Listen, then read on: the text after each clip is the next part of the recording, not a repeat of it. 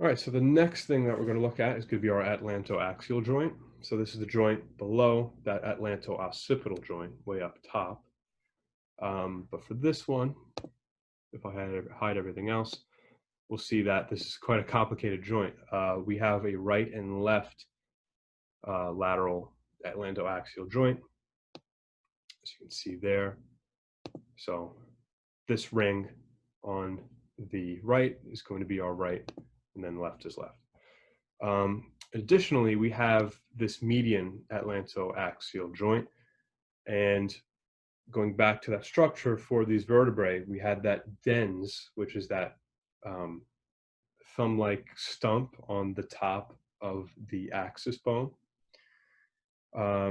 So this joint is going to be wedged between the dens and the anterior arch, as well as this transverse ligament. So here's that transverse ligament right there. And then kind of anterior to that is going to be that medial atlantoaxial joint. So we have a medial, and then we have that right and left lateral atlantoaxial joint. So it has a bunch of parts, the atlantoaxial joint. But this allows us to achieve head rotation, giving us a no motion. Okay, so those are our first two. They're kind of special in regards to the joints between each vertebrae. So atlanto-occipital and atlantoaxial. Okay, so moving on to our ligaments. Our first one here is going to be the anterior longitudinal ligament.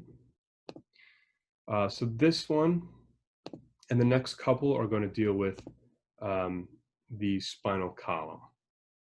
So the whole length.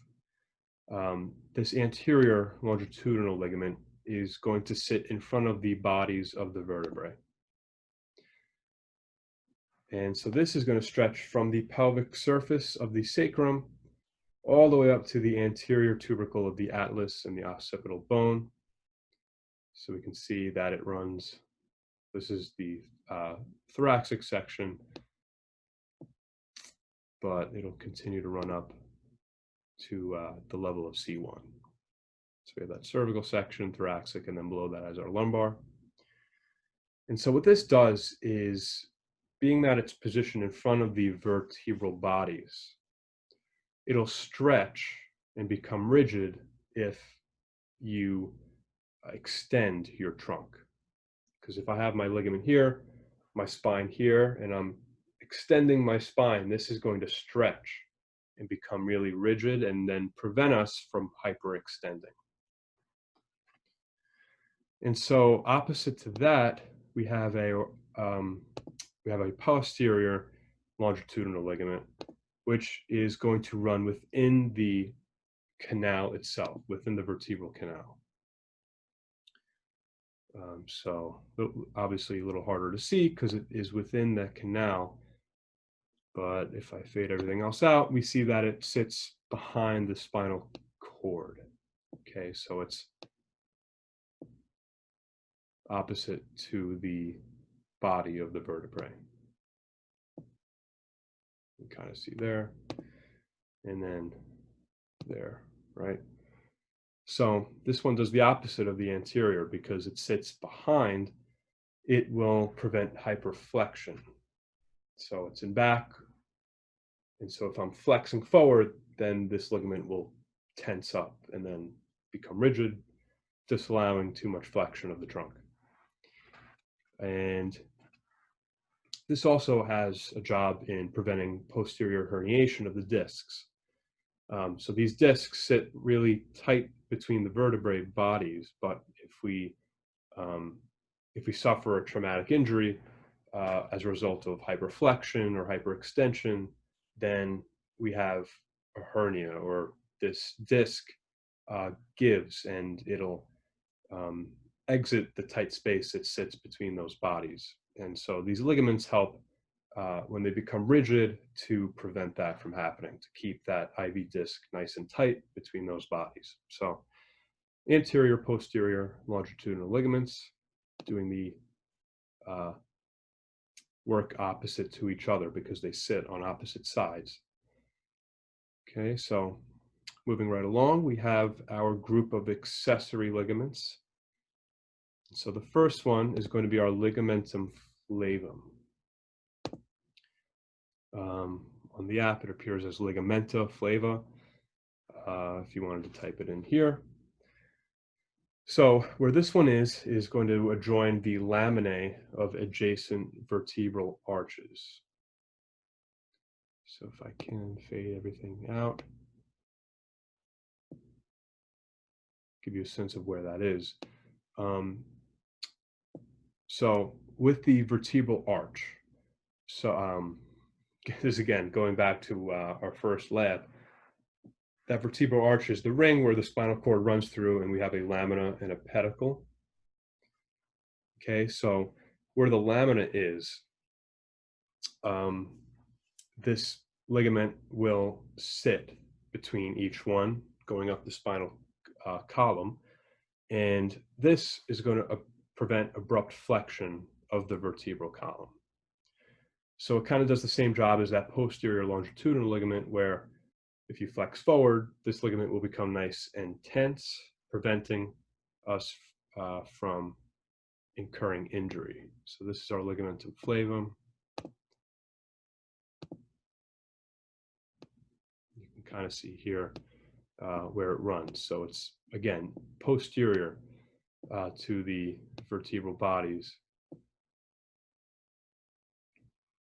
And then it's adjoining adjacent lamina of each vertebrae.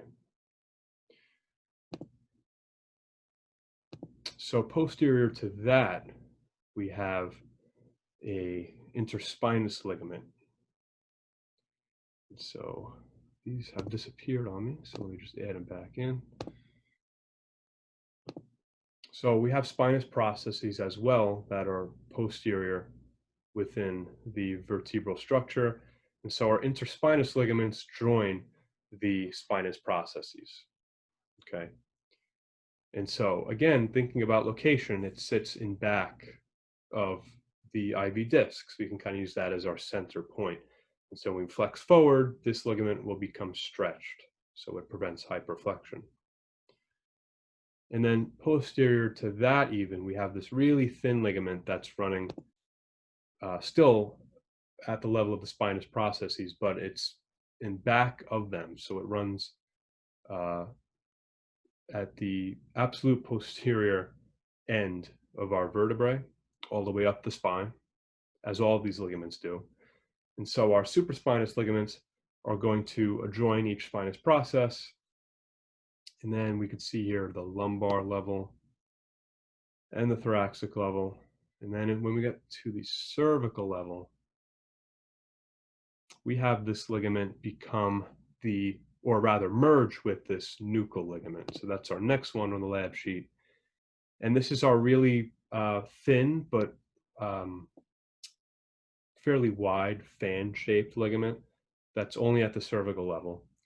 And we can see here it extends from the base of the occipital protuberance of the skull, and it sits in back also of the foramen magnum, and this is going to extend down the length of all cervical vertebrae.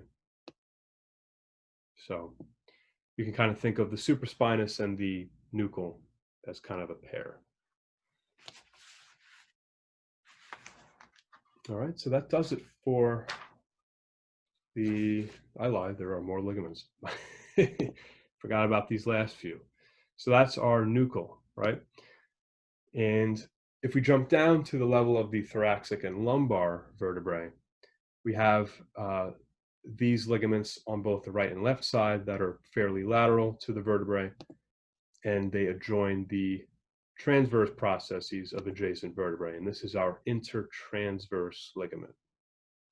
So it's really obvious here in the lumbar section, and it's still fairly obvious in the thoracic section, if I can click on it. So really thick in the lumbar section, fairly thin in the thoracic section.